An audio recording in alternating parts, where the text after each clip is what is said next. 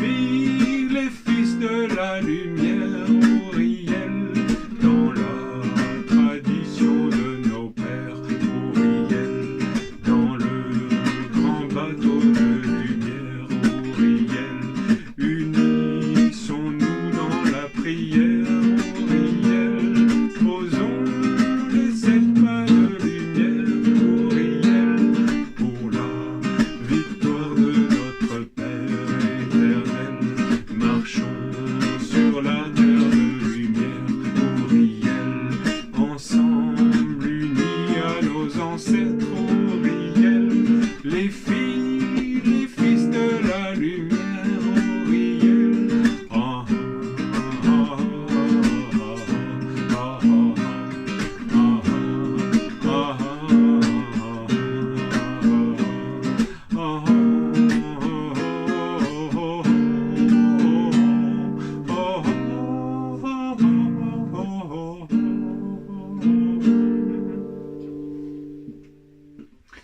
Bonjour. Alors, aujourd'hui, je voulais vous parler de l'archange Auriel. C'est la période donc du solstice de l'été, où tous les Esséniens à travers le monde se rassemblent ou pas, selon ce qui est possible, pour célébrer l'archange Auriel.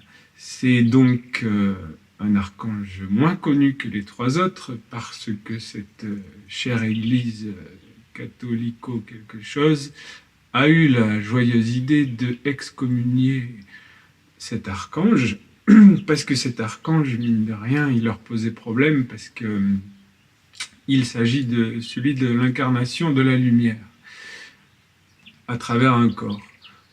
Alors eux, ils ont voulu figer cette incarnation de la lumière à travers un être, un fils de Dieu, mais alors né du Saint-Esprit, absolument sans aucune sexualité, sans aucun corps. Et donc ils ont totalement offensé les lois de l'archange Auriel, donc ils ne pouvaient pas vraiment en parler en faisant cette espèce de concept dans lequel se sont engouffrés des millions d'âmes depuis, en tout cas pour l'Église catholique depuis 2000 ans, pour l'Église de Pierre et toutes ces branches.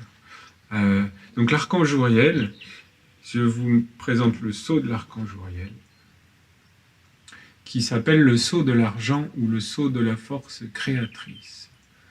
Alors c'est très lié à ce qu'on appelle la magie, et donc la capacité des êtres humains à être des mages, car reprendre en main son pouvoir créateur, c'est vraiment la grande science cachée à travers toutes les sciences, celle de l'alchimiste. Mais l'alchimiste, voilà, comme tout, ça peut facilement chuter dans un travail sur la forme extérieure, et donc à faire apparaître un or extérieur, alors que c'est vraiment la science de faire apparaître l'or, le corps de lumière à l'intérieur de l'homme. Donc le corps étant le temple, et tous les mystères de la science initiatique s'adressent à ce temple, à ce qui est le véhicule du travail que l'âme vient accomplir sur cette terre. Sur ce sceau, il y a écrit cette magnifique prière à l'archange qui dit « Délivre-nous du cercle de la fécondation du mal, que nos corps deviennent calices purs pour la lumière du Père. » Et on peut voir au centre ce petit point or, il y a écrit or dedans. C'est comme le grain de blé, ce fameux grain de blé, et c'est comme la semence du Père, la semence ou la cellule divine qui nous a été transmise par héritage divin en chaque être, dans la terre intérieure de chaque être, de chaque âme, mais dont le travail à travers les vies, à travers toutes les lignes de vie, est de faire fleurir ce grain divin, et donc de retrouver sa filiation en faisant fleurir l'arbre de la tradition, c'est l'arbre de vie, l'arbre du Père, alors on peut dire, mais qui unit le Père et la Mère, qui unit les principes. Ce grain divin, il se transmet à travers une tradition de maître incarné, et c'est là un endroit très subtil où il y a encore beaucoup d'écueils et d'écumage qui se fait sur les humains qui sont prêts à reconnaître un maître incarné et à participer du coup activement à cette tradition du maître incarné à travers cette fameuse ligne de temps. Parce que jamais le Père ne s'arrête à un maître. Nul n'a jamais vu Dieu, seul le Fils unique vous l'a fait connaître. Et donc ce Fils unique, comme disait Jésus, il vivait dans Abraham, et je vivais déjà dans Abraham, et machin avant Abraham, et ainsi de suite.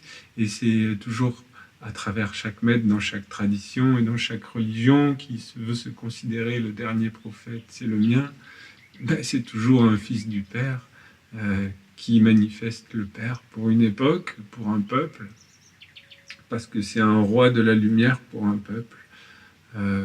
On en revient toujours à cette notion de royauté. J'ai fait une vidéo, la vidéo précédente, et je vois que ces derniers temps, le fait d'avoir fait une vidéo sur cette thématique, cet ange me parle beaucoup et m'apprend beaucoup sur ce que c'est cet endroit en nous où quand le calice est prêt, comme c'est marqué dans ce sceau, quand le calice est prêt, le roi des rois se manifeste dans ta royauté, dans ta dignité, et ça devient la fixité dans le mouvement. Tu peux faire ce que tu veux dans le monde.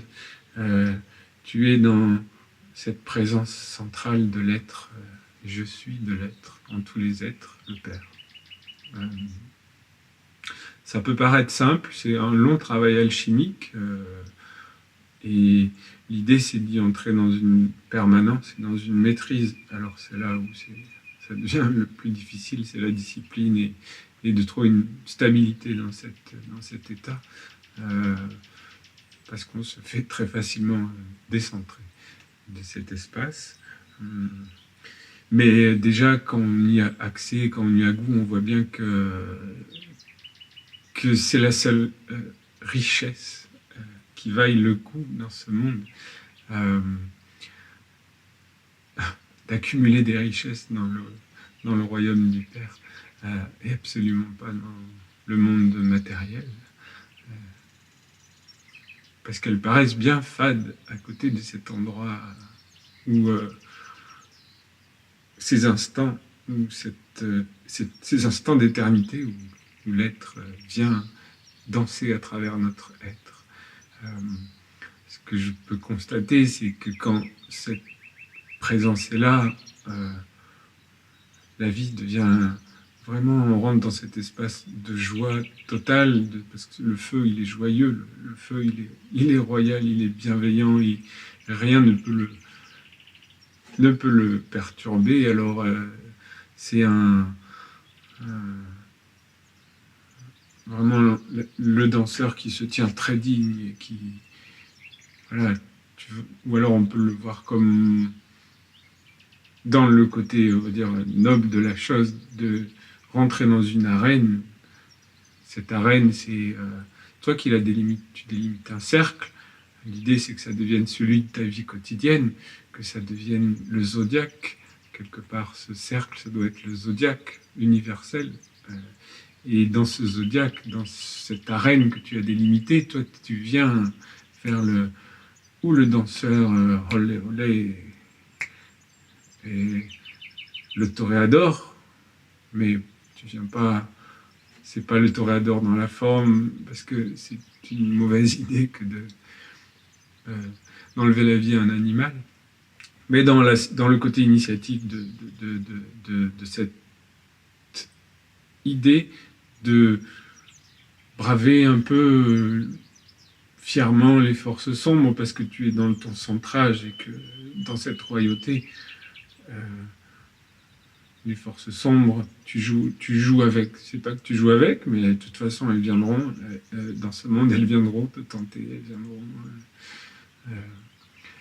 Elles jouaient avec toi, et donc par miroir, est-ce que tu te feras attraper? Est-ce que tu seras celui qui lui fait une petite estocade et que tu lui dis bon, oh, on l'est.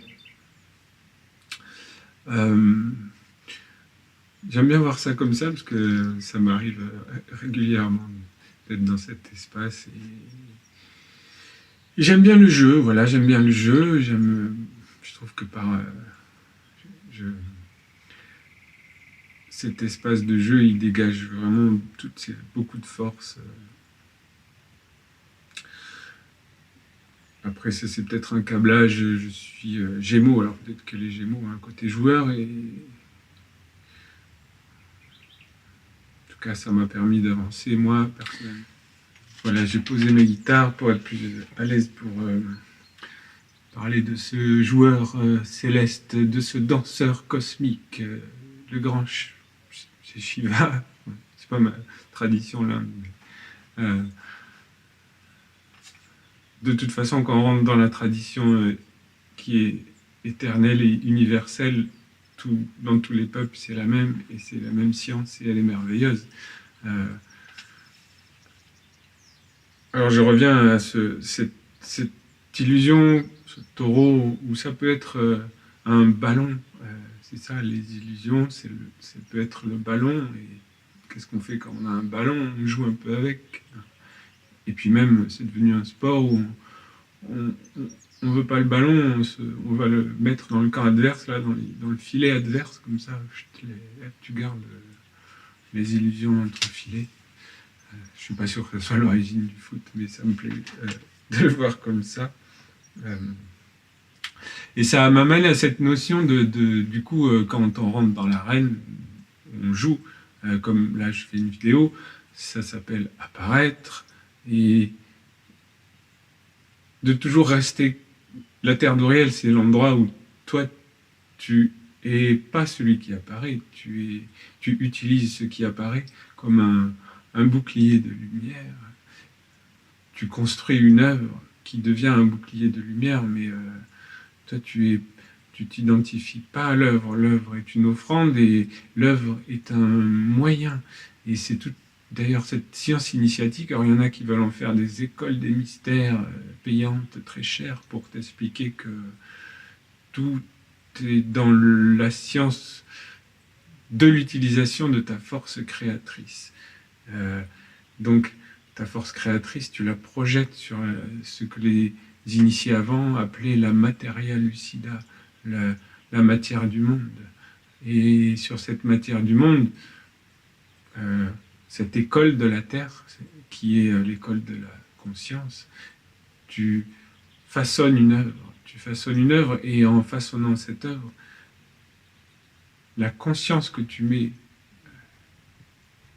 dans l'œuvre, c'est ça qui construira en toi ce corps, ce temple d'éternité, ce temple de lumière. Parce que c'est tout l'enjeu, c'est de construire le temple en toi, de construire la pyramide de ton être. Alors, souvent dans la prêtrise, on se retrouve quelque part avec les clés d'un temple extérieur, et on oublie bien vite que ce temple, c'est notre vie quotidienne. Et alors on a envie de partager, venez dans le temple, et on tombe vite pris par ces forces extérieures qui nous disent et qui nous tentent dans l'idée de vouloir changer le monde à l'extérieur, alors que le monde est parfait, le monde est loi, et c'est nous-mêmes qu'on doit changer. Et on peut vite tomber dans l'oubli que c'est un effet miroir et que c'est nous-mêmes qu'on construit toujours et qu'on doit construire pas à pas, étape après étape, notre corps de lumière, notre char d'éternité, dans le respect des lois, et donc dans la connaissance de ces lois, dans la connaissance de ce qu'on est venu faire sur la Terre, de notre destinée, et une fois qu'on trouve notre être authentique, notre rayon, notre grain divin qui commence à fleurir, beaucoup d'influences vont venir pour nous empêcher de fleurir, mais avec cette...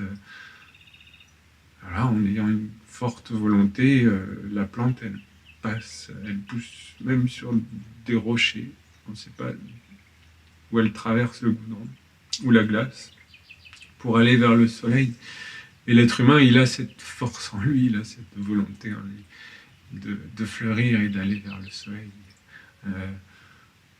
Toute la civilisation est basée là-dessus. Même moi, je vois en musique la clé de sol. Qu'est-ce que c'est que la clé de sol? Hop, et ces 5 portées qui sont comme les 5 sens, et au milieu, le cœur et le soleil. Alors, ce que je vous invite justement à visualiser, parce que l'homme, c'est comme une poupée russe. On peut le visualiser de plein de manières. On peut avoir beaucoup de regards. Alors, il y a le corps physique, qui peut être voilà, juste le corps physique, comme les pieds, la terre d'un homme géant, justement, l'homme cosmique. Et c'est comme si chaque planète était un des centres de cet homme cosmique. Donc la Lune pour la volonté, l'eau, après jusqu'au Soleil, qui est lui justement le cœur de l'homme cosmique, de l'homme originel, grand, géant. Et on ramène cette vision en nous, et effectivement, tout le challenge de la première partie de la vie, c'est d'amener la force et la conscience jusqu'à cette terre d'Auriel, qui est la terre du cœur. Mais c'est pas le cœur humain, c'est pas le petit cœur des sentiments. Et donc c'est là où il faut voir l'homme comme une poupée russe, c'est-à-dire que l'homme, le temple, il est trine, volonté, sentiment, pensée, qui sont comme les 3 premiers chakras. Et au-dessus de ça, l'unité, la terre de la terre de l'un, la terre de la lumière en toi, c'est la terre du cœur, c'est la terre de l'âme, et la terre des vivants, la terre des maîtres, la Shambhala. Donc il faut déjà arriver à traverser, et c'est un processus naturel qui suit quelque part les âges de la vie. On traverse d'abord la création de la sphère de la volonté de 0 à 7 ans, de 7 ans à 14 ans, la sphère des sentiments. Une fois que c'est construit, à 14 ans, les sentiments. Après, de 14 à 21 ans, on construit la pensée. De 21 à 28, on doit construire cette terre de la conscience. Et à 28 ans, effectivement, c'est l'endroit de l'alliance avec la flamme du Père en nous, le messager de la lumière qu'on appelle l'ange. Mais l'ange, la conscience, tout ça, c'est le même être. C'est le même être, le roi des rois. Et donc cette vision de l'homme comme une poupée russe, moi, elle me très pratique pour visualiser le processus qui a lieu à l'intérieur dans le temple. Et donc, si on dézoome, du coup, la pensée, les sentiments, la volonté, et au-dessus, c'est pour ça qu'il y a ce symbole que beaucoup d'êtres ont détourné, et que personne ne comprend, hélas, la terre de la conscience, l'œil du maître, et donc qui est l'œil de Dieu en toi. Et donc, à travers toute ton œuvre, tu dois regarder ton œuvre, l'œuvre du corps de l'homme incarné avec sa pensée, ses sentiments et sa volonté, à partir de cet espace en toi qui est... Alors, c'est la pyramide, parce que oui, pyramide, pirée, le feu, c'est là où est le feu du Père en toi. C'est un espace qui s'éveille. Moi, il s'est éveillé en méditant devant le soleil une fois. Il y a, je sais pas, 4-5 ans, En plein hiver, j'étais allé méditer sous un grand arbre dans un champ. Voilà, on ne sait pas pourquoi, à un moment, la porte s'ouvre. Je méditais devant le soleil et plap, je suis passé dans cette terre-là et c'est tellement intense, je ne suis pas resté très longtemps, mais en tout cas, la porte s'est ouverte et j'ai vu que je vivais au-dessus voilà, ma conscience vivait au-dessus de moi et derrière la porte du soleil. Et là, j'ouvre mes yeux et je vois devant moi, alors qu'au début, c'était un champ vide, il n'y avait rien. Devant moi, il y avait 7 chevaux en train de brouter, juste devant moi en train de méditer. C'était une image très belle et un message très beau de l'univers, parce que ces 7 chevaux donc, sont venus pendant ma méditation se mettre à cet endroit, devant moi. Et alors tout de suite, il y a eu un jeu avec ces 7 chevaux, parce qu'ils représentaient effectivement les 7 centres dans l'homme, les 7 chakras, et ils s'étaient échappés d'un enclos. Moi, j'ai dû traverser une forêt, les faire passer sur une route, avec des voitures, c'était un peu un chaos, pour les ramener dans le champ d'où ils venaient. C'était très intéressant, parce que j'ai fait tout ça un peu en conscience, en me disant, chacun représente un de mes chakras. C'était un jeu assez rigolo. Et d'ailleurs, je suis revenu le soir même, dans la nuit, vers minuit, dans le champ où je les avais ramenés.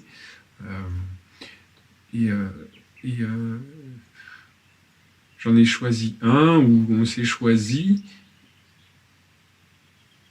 pour monter dessus à crure. Je sais pas vraiment, je fais pas beaucoup de cheval, mais en tout cas, ce moment-là était tellement aligné qu'il fallait que je revienne. Et le fait de les avoir ramenés, ils m'ont offert un cadeau. Ils m'ont offert une balade sous les étoiles à minuit en plein hiver. On a fait quelques kilomètres dans la garrigue. Moi qui faisais pas de cheval, j'étais sur un immense cheval, c'est des pur sang. C'est un lieu où il y a plein de haras dans cette vallée. Et donc on a fait je sais pas combien de kilomètres dans la garrigue. Ils m'ont amené jusqu'à un endroit. J'ai compris qu'ils allaient dormir là, donc j'ai dû rentrer à pied. Par contre, c'était moins rigolo dans le froid, mais le moment était tellement magique, j'avais l'impression d'être un petit Indien dans la grande liberté, dans la connexion totale avec l'univers ce jour-là. C'était merveilleux, et c'est des cadeaux qu'on reçoit quand on perce, quand cette porte s'ouvre et qu'on est justement dans l'alignement et dans la créativité cosmique. Et plein de gens ont accès à ces moments de grâce.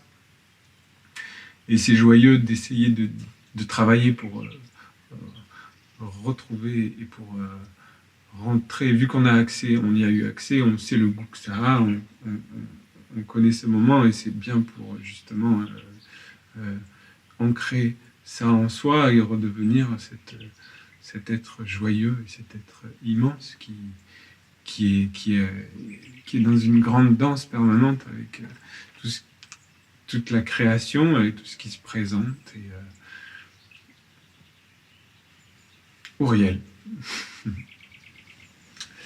C'est tous les mystères que célébraient nos anciens entre le printemps et l'été de la sexualité. Et donc, Auriel, quelque part, une fois que tout ça est fait, il y a l'offrande à Dieu. Chez les Esséniens, on a le rituel de l'offrande à Dieu, qui est la fin du cycle, avant de repartir à Michael, où tu offres ton œuvre. Donc l'idée, évidemment, c'est d'offrir à la fin de ta vie, d'offrir l'œuvre de ta vie, parce que l'œuvre ultime, c'est toi, l'œuvre ultime, c'est toi. Et c'est pas toi, moi, c'est toi, le Fils unique, c'est le Père en toi, la divinité en toi. Parce que seuls les dieux ont la semence. C'est quelque chose qu'il faut bien comprendre. Les archanges, les anges, tous les règnes inférieurs n'ont pas la semence. La semence, c'est le Père, les dieux créateurs. Ce que je rajoute aussi, c'est que quand on se tient dans cet espace d'Auriel, dans cette terre d'Auriel, ça devient une fraternité, vraiment une fraternité d'êtres dignes. C'est vraiment ça la fraternité universelle. C'est que des rois et des reines, des êtres qui ont éveillé leur rayon authentique, leur authenticité, leur force créatrice, et qui l'offrent entièrement au bien commun. C'est-à-dire que ton œuvre, elle doit entièrement participer au bien commun. Petit à petit, avoir de moins en moins de déchets, de moins en moins de plomb dans l'œuvre. C'est ça le saut de l'argent. Que ça ne devienne pas du plomb, mais que ça devienne de l'or.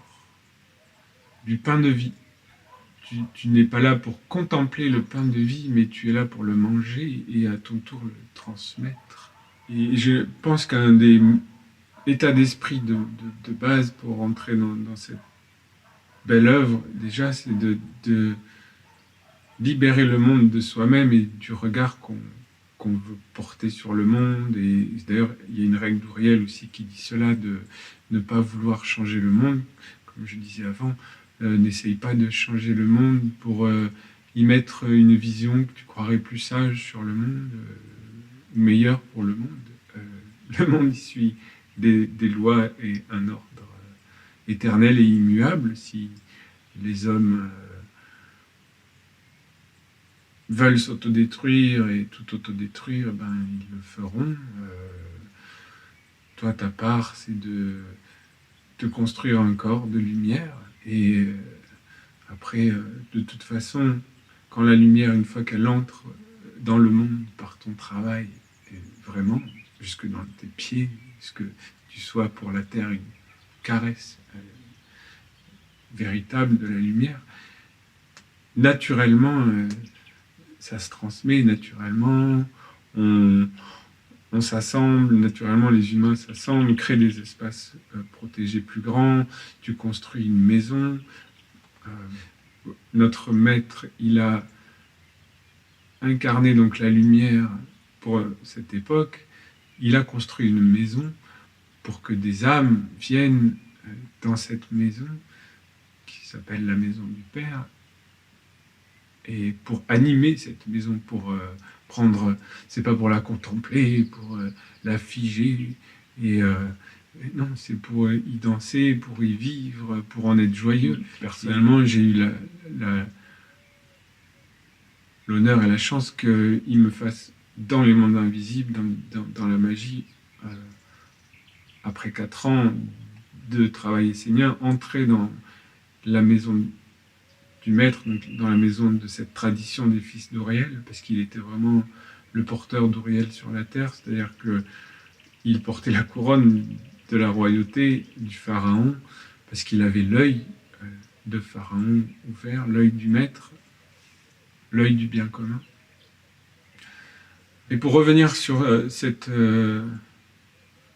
endroit où tu te construis à l'intérieur, dans ta terre, et qu'on appelle la stabilité, parce que une fois que tu es dans cette stabilité, que tu as éveillé ta terre intérieure, il y a plein de forces qui peuvent venir. Elles ne peuvent pas rentrer par décret divin. Le cœur et la terre, c'est pas le cœur physique. La terre de la lumière, il n'y a rien qui peut rentrer, parce que c'est là où il y a la semence de Dieu, il y a le grain divin, et il y a aucune force ne peut venir et amener le recyclage dans cet espace. Donc quand tu es dans cet espace, tu peux faire tous les rituels, parce qu'il faut effectivement animer le corps, rythmer le corps, rythmer le quotidien, danser, chanter, mais en même temps, quand tu es dans cet espace, si tu peux t'incliner, par exemple, on a un geste qui s'appelle le baiser à la mer chez les Asséniens, où on vient s'allonger sur notre mère, mais en faisant cela, il faut en même temps jamais perdre conscience que ce corps, cet instrument qui s'allonge sur la mer, c'est pas toi, c'est la mer elle-même, puisque ce corps, il n'est pas séparé de la mer, il est la terre qui se reconnaît, qui reconnaît, qui se réunit à la mer. Et c'est pareil, au bout d'un moment sur le chemin, avec chaque chose et chaque élément dans les temples, ça ne doit pas rester des éléments extérieurs. Le feu, il est éveillé en toi, tu le manifestes à l'extérieur, mais par le fait qu'il soit éveillé en toi, tu as l'autorisation du coup de l'allumer à l'extérieur, dans la vérité, et de lui mettre un double dans la pureté, parce que c'est vécu, parce que c'est construit à l'intérieur. Et j'en reviens donc à une autre règle d'Auriel qui dit que tu ne dois absolument pas faire des œuvres qui ne sont pas authentiques, et tu ne dois absolument pas transmettre, et c'est aussi une règle de Dieu la Mère chez nous, ce qui n'a pas été vécu, ce que tu n'as pas vécu, ce que tu n'as pas construit toi-même. Hélas, grand hélas, c'est ce que font la majorité des gens, alors parce qu'il faut qu'ils gagnent leur vie, alors ils font des vidéos YouTube, ils font des machins, ils font des trucs, mais ils n'ont pas encore construit en eux ce corps-là, et c'est bien dommage parce que la transmission du coup est pas vivante, et elle amène... il faut relire les règles d'Auriel, voilà, il explique où ça amène. Très bien. Par exemple, pour expliquer le processus justement créatif, je vois que avec ce recul d'être dans mon espace où je disparais par rapport au monde extérieur, je vois que mon ange m'a fait utiliser ce nom d'Alphéola, cette graine qu'avait semé mon maître.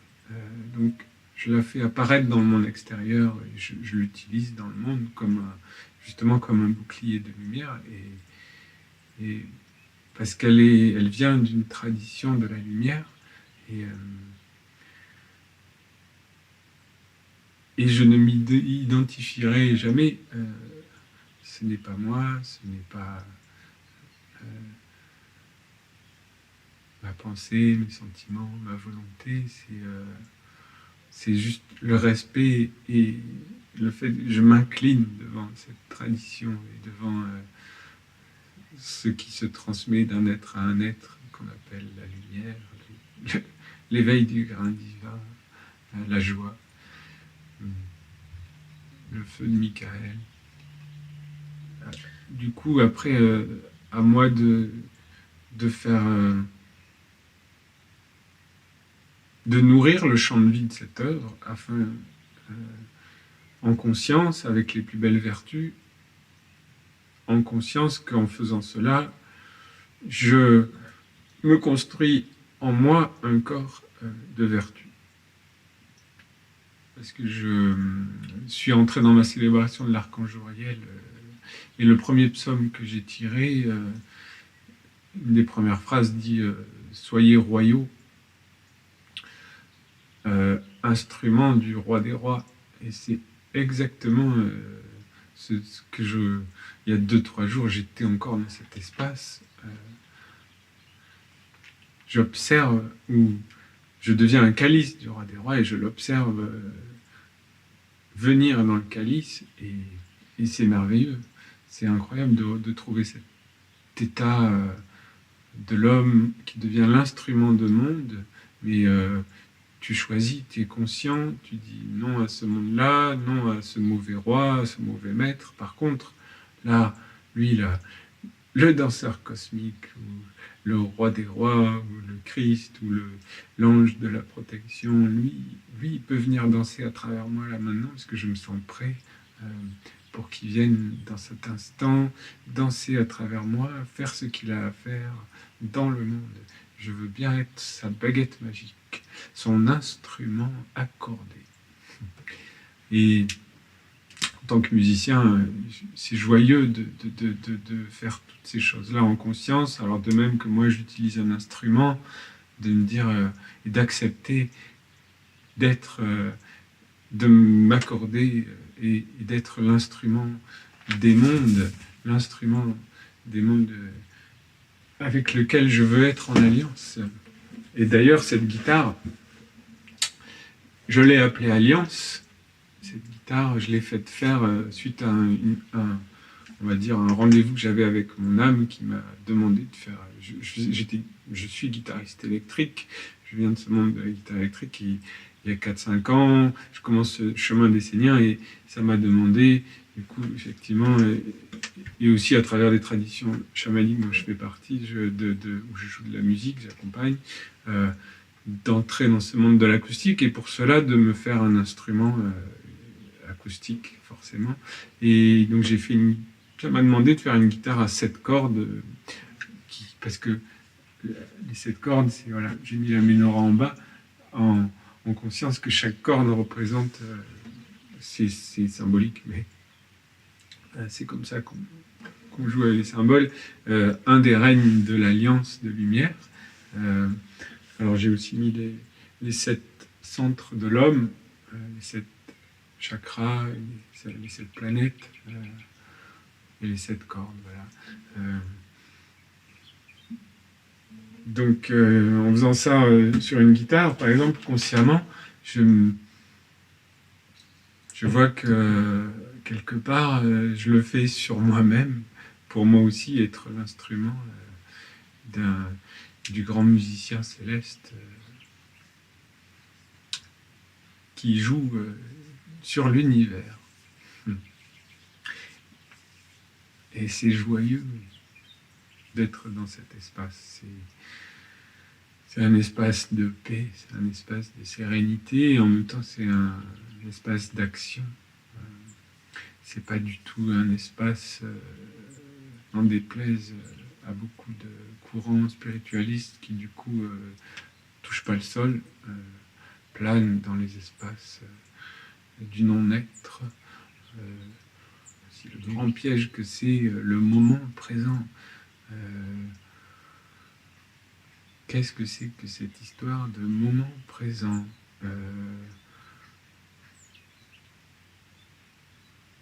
À quel moment on fait une œuvre?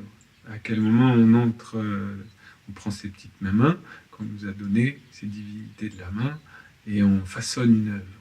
Si on reste dans l'extase du moment présent, on ne fait pas grand-chose.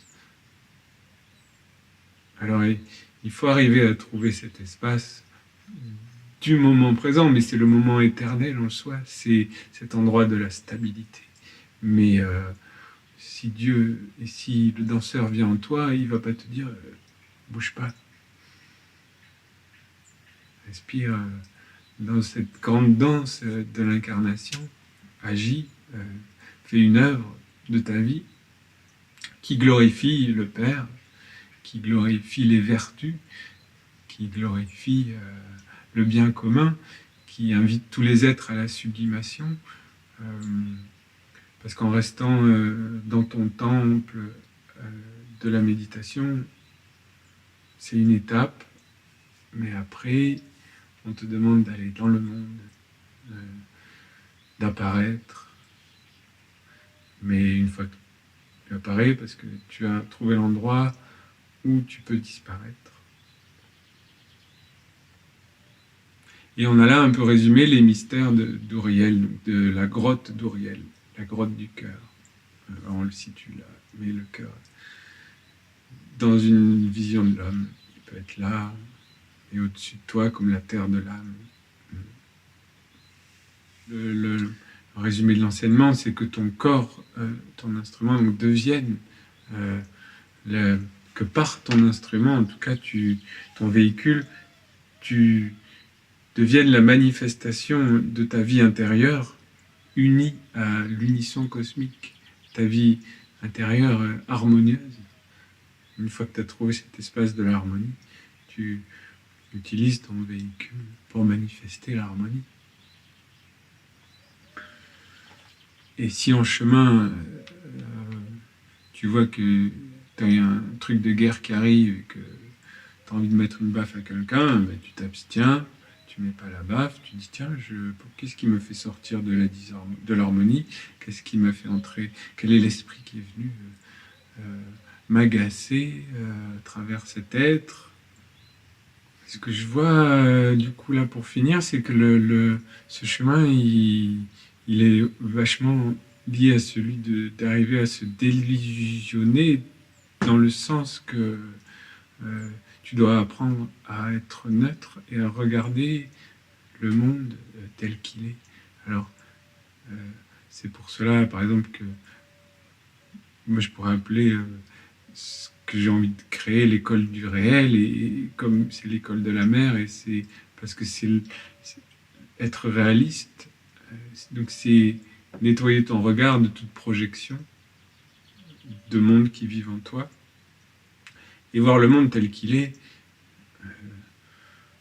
sans rien y mettre de toi. Quel chemin difficile, quel long parcours, et ouais, je me souhaite de travailler vraiment dans ce sens-là, pour rien y mettre de nous, et juste y mettre des vertus qui ne sont pas de nous, qui sont des anges. Et donc ainsi de devenir des hommes-anges et de faire l'œuvre qui nous est demandée d'accomplir à nous autres Esséniens, de devenir des hommes-anges. Le réel, il obéit aux lois des 4 archanges. C'est pour ça qu'on a cette merveilleuse Bible des 4 archanges, parce qu'ils nous donnent les lois par lesquelles le réel est construit, d'abord dans les mondes invisibles, dans les principes. Car il y a d'abord la lumière, la chaleur et la vie. Alors pour finir cette vidéo sur l'archange Uriel, je voulais lire un des derniers psaumes qu'il a donné à la nation, au peuple essénien, on va dire à la tradition essénienne, dans la présence de son porteur, le maître Olivier Manitara. Alors ses pseudo-successeurs ont eu la prétention de recevoir d'autres psaumes, mais pour ceux qui restent fidèles à l'enseignement et à la volonté des mondes supérieurs, qui était que à travers ce maître, il avait l'alliance, donc c'est lui qui avait l'alliance pour nous donner des psaumes. Ce que les autres ont prétendu recevoir, pour nous, ne sont pas justes. C'était juste, ça venait d'un endroit en eux où ils avaient envie d'apparaître et de faire comme leur maître, mais c'était pas justement le réel dans les lois, telles que notre tradition nous les enseigne. Alors, pour les mondes supérieurs, ce ne sont pas forcément les œuvres en elles-mêmes qui comptent, mais plutôt ce que l'homme construit à l'intérieur de lui à travers ses œuvres et aussi ses gestes, sa façon de vivre et d'être au monde, sa respiration d'âme, sa parole et la totalité de son être. Ainsi, l'œuvre parfaite, qui est aussi le sommet de l'existence terrestre, c'est l'homme lui-même, non pas forcément l'homme tel que vous le connaissez et qui ne se connaît pas lui-même, mais l'homme qui porte en conscience tous les mondes et qui est capable de les unir à travers tous les organes de son être global. Moi, votre Père Uriel, je suis la terre, mais aussi sa lumière intérieure secrète. Ainsi, lorsque je parle de perfection, je vous parle avant tout de la perfection de l'homme intérieur et universel qui réalise jusque dans les mondes extérieurs l'œuvre parfaite de la lumière comme un calice pur pour Dieu. L'homme parfait est un être qui, lorsqu'il marche, est en communion avec la terre par ses pieds, vivant de la bonté et d'un monde supérieur qui l'anime de l'intérieur et guide chacun de ses pas dans la sagesse de la mer. Car oui, il y a une règle d'Uriel où il parle effectivement des pieds, et les pieds sont une des divinités dans l'homme, car les pieds, c'est la vie de la sagesse, c'est ce qui nous porte. Le minéral, c'est ce qui nous porte. Et à partir de là est le chemin de la remontée, de la sublimation. Ses genoux sont vivants de la dévotion de son cœur et de son âme envers les mondes supérieurs qui sont pour lui aussi réels que ses mains et que ses pieds. À travers sa semence et sa digestion, dont le sacrum est le siège, l'homme voulu par Dieu se tient dans la maîtrise des mondes. Il est capable de voir toutes les influences, les semences, tous les esprits qui ne sont pas saints. Il sait comment séparer le subtil de l'épais, car sa conscience est éveillée jusque dans le centre de la digestion, qui est le siège de la magie et l'organe par excellence, qui peut conduire toutes les expériences de l'homme vers le fruit de la sagesse. Parvenu à ce degré d'éveil et de maîtrise, l'homme devient un mage, un fils, une fille d'Uriel, un être capable de discerner toutes les forces agissantes dans la vie et d'écarter toute influence qui voudrait l'empêcher d'agir ou entrer dans son œuvre pour la détruire. Seul un mage, animé par la volonté de servir un monde supérieur, peut entrer en conscience dans ces mondes de la magie, dont la plupart des hommes demeurent totalement inconscients. Le degré vibratoire supérieur est celui du cœur, le seul organe dans l'homme qui appartient réellement et intégralement à Dieu. Je ne vous parle pas du cœur et de l'amour humain dont les hommes parlent et qui les conduisent bien souvent dans de grandes souffrances, dans lesquelles ils sont même capables de se complaire. En vérité, les hommes n'ont pas encore connu le monde supérieur du cœur de l'homme cosmique dont je vous parle. Il est la chambre secrète dont parlait Jésus et qui est liée à mes mystères. Votre maître bien-aimé, qui vous a conduit vers moi, l'a appelé la grotte secrète, la grotte mystique d'Uriel.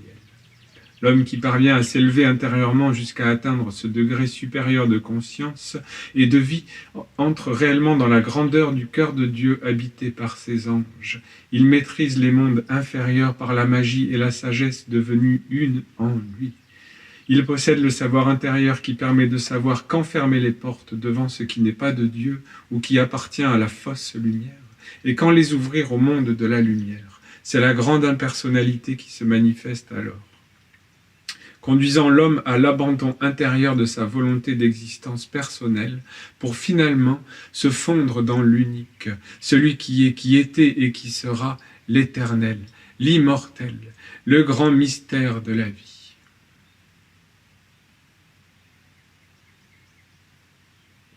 Vous voyez, c'est la statue du Christ en gloire, avec la main qui pointe le cœur. L'homme qui vit réellement avec la présence de Dieu dans le sanctuaire de son cœur prend conscience que la sagesse est au-dessus de tout, que l'intelligence est en tout et emplit tout. Il devient également doué d'une empathie, d'un grand amour qui emplit le cœur et l'être tout entier.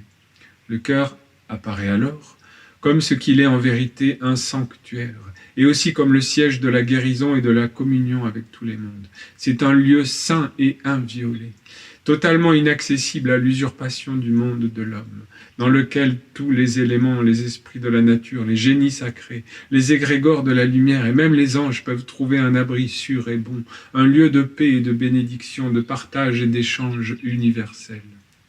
Dans ce siège de l'âme, dans ce sanctuaire intérieur, l'impersonnalité peut réellement apparaître comme un état d'être supérieur, ouvrant la porte de la communion avec les autres et avec tous les mondes, dans l'universalité de la création comme avec chaque partie du tout.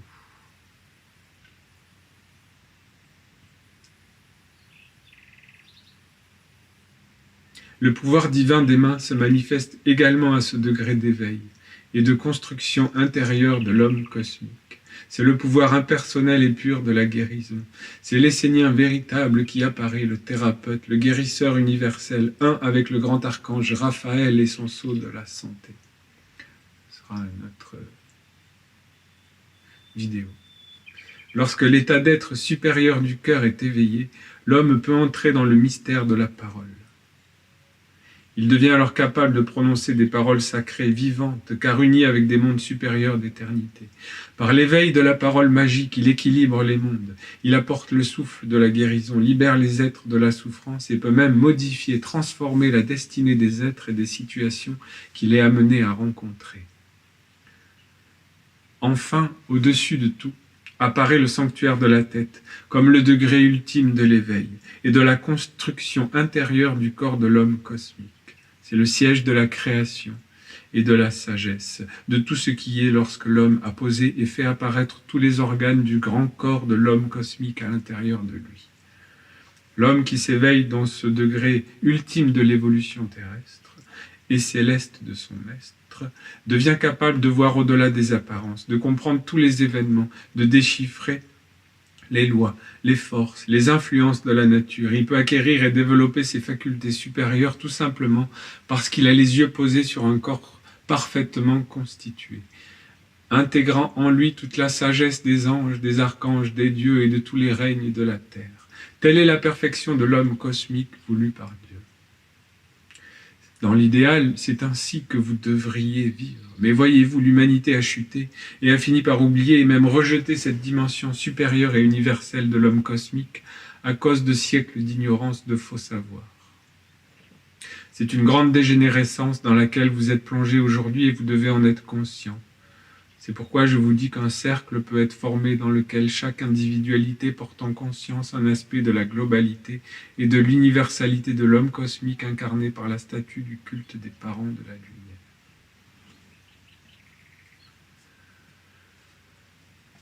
Voilà, des paroles merveilleuses de l'archange, de notre tradition et de la construction à travers la tradition de l'homme véritable, de l'homme royal, de l'homme cosmique, universel. J'aime beaucoup l'ange de l'universalité, car la dernière fois que je suis allé au jardin de la lumière qui devait être au départ, avant que les forces n'explosent un peu la communauté telle qu'elle avait été assemblée par le maître vivant, ce jardin devait être le jardin de l'âme, le jardin de l'âme immortelle, la Shambhala, la terre sainte des Siciliens. Et j'ai passé mon initiation dans une partie, dans une terre très spéciale, consacrée à Dieu la Mère, et il y avait un temple immense de Dieu la Mère, et dans cet espace, j'y suis retourné il y a très peu de temps, et cet espace, alors apparemment, il appartient même plus à la nation essénienne, parce qu'il y avait eu un vice de procédure dans le contrat, et donc tout ce qu'on avait bâti là, le temple, les logias, là où moi, du coup, j'avais été le premier à faire une alliance dans ce temple de la mer, et dans cet espace, j'étais tout seul, toutes les logias étaient vides. Et j'ai fait mon alliance devant une statue de la mer, et je suis retourné dans cette vallée, et là, la jungle a repris ses droits, dans ce temple, il n'y a plus la statue, et j'étais là, et je me disais, mais waouh, quelle impermanence des choses dans notre vie. On construit un temple qui est censé, pour des générations entières, devenir la Terre Sainte. Et alors, des forces viennent dans l'assemblée dès le départ du Maître. On nous reprend cette terre. La moitié de la communauté n'est plus là. Et je me disais, mais qu'est-ce qui s'est passé? Et c'est comme si l'ange de l'universalité m'a répondu tout de suite en me disant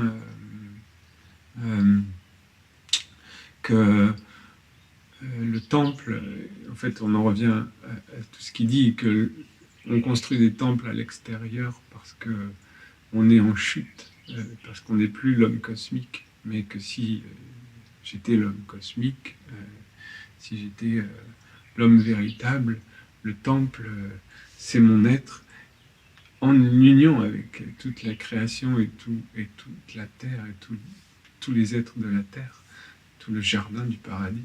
Mais le souci, c'est qu'on est obligé de créer des espaces et de consacrer des terres et des temples parce que les humains ont choisi une autre voie et ont choisi de s'enfoncer dans la chute. Alors aujourd'hui, je vois bien par exemple que moi, mon travail avec l'ange de la protection, il me l'a montré le jour où j'ai reçu par exemple mon nom de la mer, c'est d'équilibrer ce choix qu'a fait l'humanité d'aller dans des mondes, de se faire esclavagiser, de devenir un troupeau pour une intelligence artificielle, pour tous ces mondes de la technologie.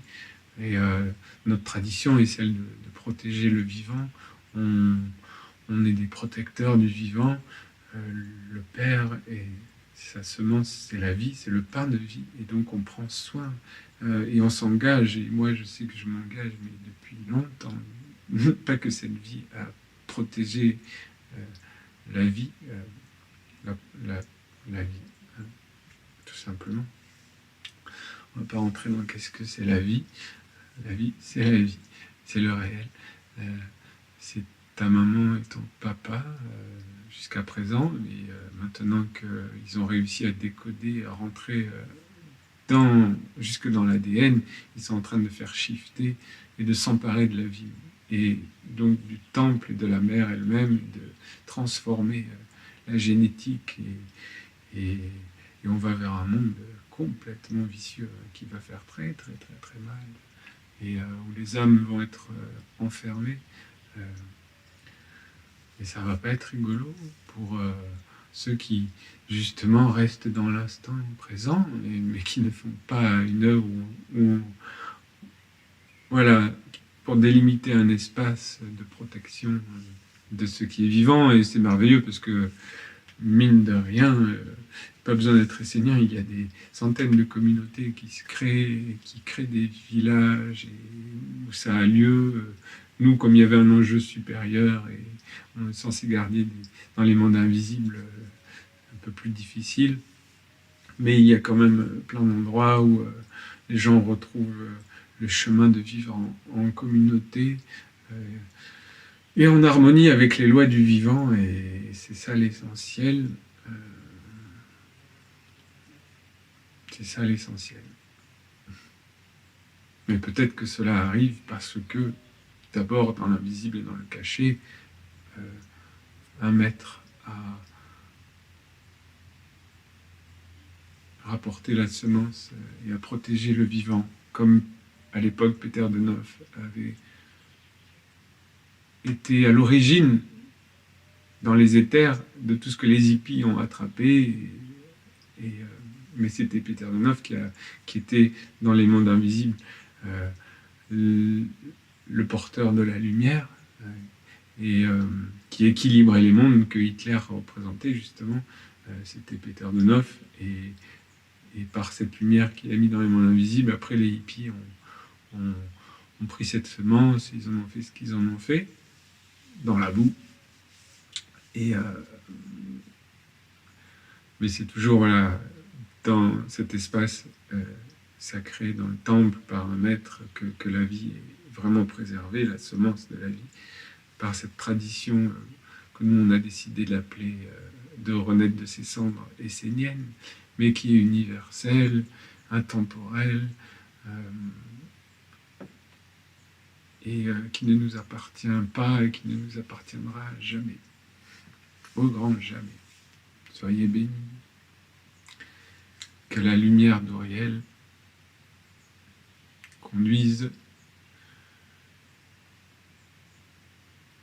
nos vies vers une œuvre lumineuse pour le bien commun.